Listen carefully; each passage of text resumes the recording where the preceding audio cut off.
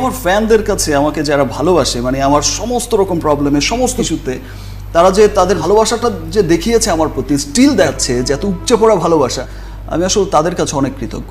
আসসালামু আলাইকুম গাইস, আবারও চলে আসলাম এডিটের মাধ্যমে সুপারস্টার নাম্বার 1 শাকিব খান ভাইয়ের কাছে। শাকিব খান ভাই, আপনার রাজকুমারের এত ব্যস্ততার মধ্যে কেউ আমাকে সময় দেওয়ার জন্য আপনাকে অনেক অনেক থ্যাঙ্কস। আপনাকে অনেক অনেক ধন্যবাদ। শাকিব ভাই, আমরা দুই ভাই এক হলাম আবারও, এই বিষয় নিয়ে আপনি কি বলবেন? মানে আপনার সঙ্গে কথা বলতে এসেছি, অনুষ্ঠান দেখি সব সময় যে বড় বড় বোধারাও আপনার কথার জালে আটকে যায়।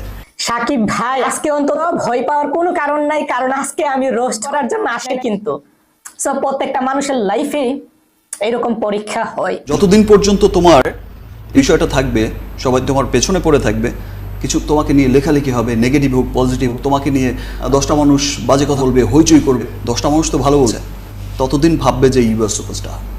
তাহলে তো শাকিব খান ভাই, ইউটিউবে আমি সুপারস্টার। অফকোর্স, কেন নয়। থ্যাংক ইউ ভাই, থ্যাংক ইউ।